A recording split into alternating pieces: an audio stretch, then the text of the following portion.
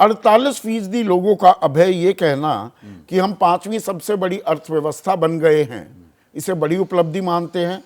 और प्रधानमंत्री मोदी तो ताल ये ठोक रहे हैं कि तीसरी बार बना दो, मैं तीसरे नंबर की सबसे बड़ी अर्थव्यवस्था कर दूंगा भारत। देखिए, ये जो पूरा दावा है कि हम 5वें नंबर की अर्थव्यवस्था बन गए हैं, ये जनता से जब ये पूछा जाता है तो मुझे नहीं पता कि लोगों को इसके बारे में कोई जानकारी है कि 5वें नंबर की अर्थव्यवस्था का मतलब क्या है और दुनिया में 5वें नंबर की अर्थव्यवस्था कैसे बनती है, उसका भारत में किसके ऊपर प्रभाव पड़ रहा है।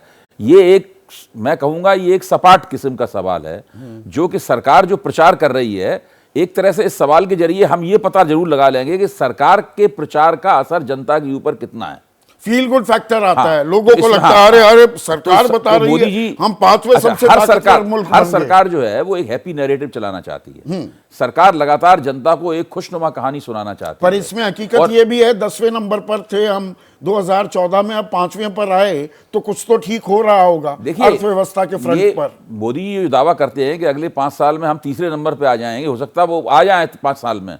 ये जिस तरीके से ये बातें की जाती हैं और जो लोग ये कहते हैं कि आप किस नंबर की अर्थव्यवस्था हैं, वो आपके द्वारा थमाए गए आंकड़ों के आधार पर कहते हैं। ऐसा नहीं है कि उनके पास आपने आंकड़े जमा करने की कोई विधि हो। इस बात को देश के कई अर्थशास्त्री ये बता चुके हैं, साबित कर चुके हैं कि जो अंतर्राष्ट्रीय बड़ी बड़ी एजेंसियां हैं, जैसे कि अंतर्राष्ट्रीय मुद्रा कोष है, विश्व बैंक है, विश्व व्यापार संगठन है, ये सारे के सारे संगठन भारत में कोई अपने स्तर पर आंकड़ों, स्वतंत्र रूप सरकार से स्वतंत्र होकर आंकड़े नहीं जमा करते। सरकार उन्हें जो कहती है उसी के हिसाब से बताते हैं वो।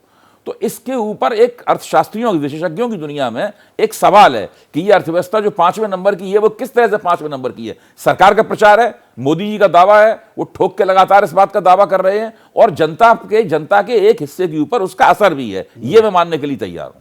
पर इसमें कुछ और डिटेलिंग भी जरूरी हो जाती है कि भाई प्रति व्यक्ति आय कितनी है राकेश, और प्रति व्यक्ति आय अगर हम देखें तो 79,412 रुपए थी 2014 में, अब ये 1,72,276 रुपए हो गई है।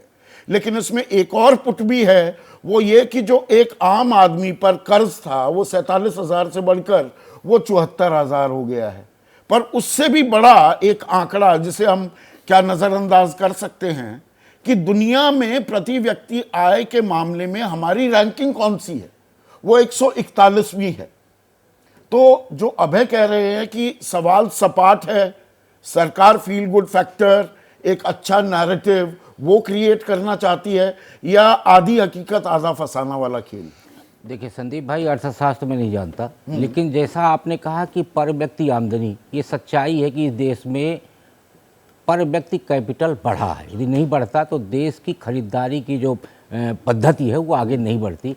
आज आप भी देख रहे हैं कि देश में गाड़ी खरीदने के लिए आपको एक लंबी क्यू लगानी पड़ती है। ठीक है, मैन्युफैक्चरिंग में देरी होती है, पर वो 1-2% है ना। मैं वही मैं कह रहा हूँ कि यदि 1-2% ही है, ये कुछ रविशंकर प्रसाद वाली बात आपने, मैं रविशंकर प्रसाद वाली बात नहीं कर रहा, मैं कितने लोग खरीद रहे हैं, मैं मर्सिडीज की बात भी नहीं कर रहा, लेकिन पर व्यक्ति आमदनी बढ़ी है। रही बात ये तो हम आंकड़ा बता रहे हैं। रही बात जहां तक गरीबी रेखा के नीचे, यदि हम इसको 2 भागों में बांट के देखें तो देश के गरीब वर्ग की आमदनी बढ़ाने के लिए और उनके जीविकोपार्जन के लिए भी केंद्र सरकार की तरफ से प्रयास किया जा रहा है।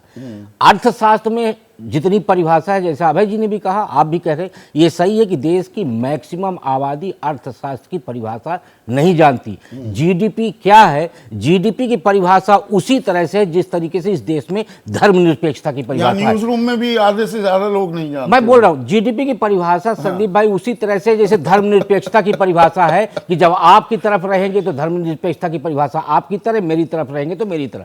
तो ये अर्थशास्त्र बड़ा गोल गोल है, जैसे भारत पृथ्वी गोल है उसी तरह से गोल गोल है। आप उसको घुमाइए और अपने हिसाब से नक्शे को अपने सामने कर लीजिए। तो इसलिए अर्थशास्त्र पे बहुत ज़्यादा डीपली जाने के लिए पहले इस देश की जनता को अर्थशास्त्र की व्याख्या समझानी पड़ेगी। अर्थशास्त्र है क्या, आप कहाँ पे हैं, दुनिया कहाँ पे है।